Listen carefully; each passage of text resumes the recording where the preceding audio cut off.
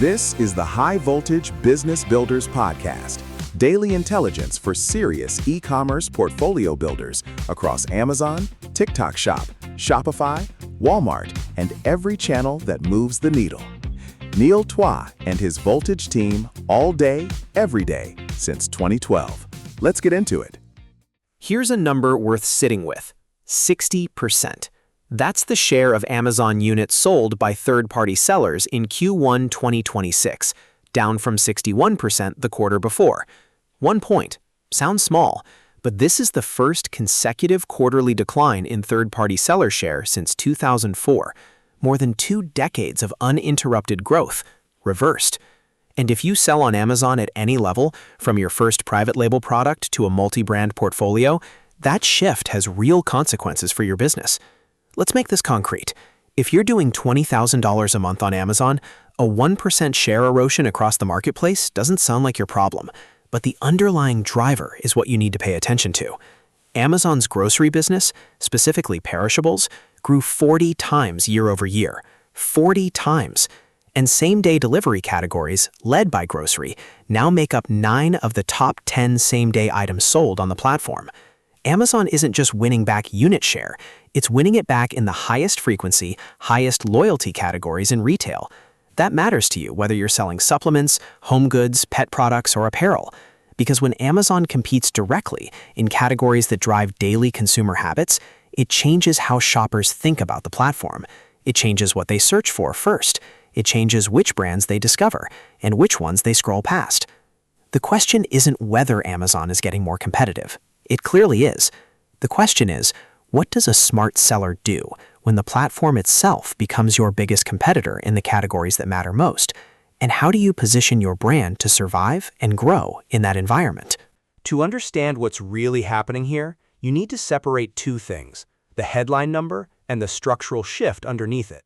The headline, third-party share dropped from 61% to 60%, is a signal. The structural shift is the story. Amazon has been quietly building the infrastructure for a grocery and perishables business for years. Whole Foods, Amazon Fresh, same-day delivery networks, ultra-fast fulfillment centers in dense urban markets. That investment is now producing results at scale.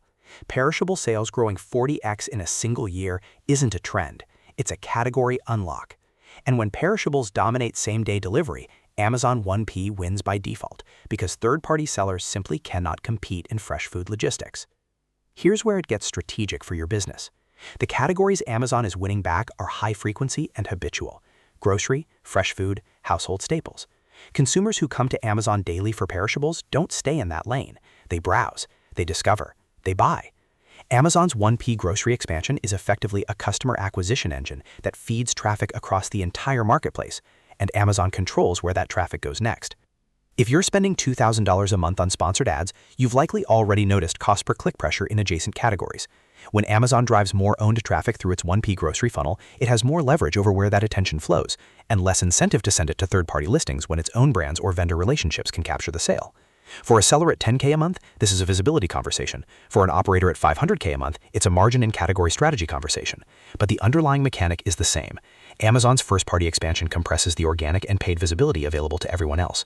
Understanding that compression is the first move. Let's look at how this plays out on the ground, at 2 different scales. First, a seller in the health and household category doing about $35,000 a month. Clean label supplements, strong reviews, solid BSR, and a competitive niche. In early 2026, they noticed something. Their organic rank on core keywords started drifting down, despite no changes to their listing. No drop in conversion rate, no review issues. Their ad spend stayed flat, but their ACoS climbed from 18% to 26% over 2 quarters. What happened? Amazon had expanded its same-day delivery footprint in their top 3 metro markets, and the algorithm began weighting same-day eligible listings, many of them Amazon-owned or vendor-fulfilled, more heavily in default search results. This seller wasn't doing anything wrong. The floor shifted under them. Their response? They leaned hard into Subscribe and Save, pushed their email list toward direct-to-consumer repeat purchases, and restructured their ad spend toward longer-tail keywords where Amazon's 1P presence was thinner. Within 60 days, ACoS came back down to 21%. Not perfect, but stabilized. Now zoom out to a brand doing $800,000 a month across 4 categories, 2 of which are adjacent to Amazon's expanding grocery footprint. Their team identified the same signal earlier, tracking 1P ASIN expansion in their subcategories monthly. They used the compression window to acquire a smaller competitor whose traffic was declining, consolidating keyword authority before the market repriced. They also accelerated their off-Amazon DTC channel, reducing their Amazon revenue dependency from 91% to 74% over 18 months. Same disruption, two different scales, two different execution plans, but the same core instinct. Sellers who survive platform shifts see them coming and move before the market forces their hand. That's what separates builders from bystanders. 3 moves. Every seller can act on these. The scale of execution differs, but the principle is the same at $15K a month or $1.5 million a month. Move 1. Audit your category for 1P encroachment. Now, go into your top 5 keywords and look at who owns the top organic positions.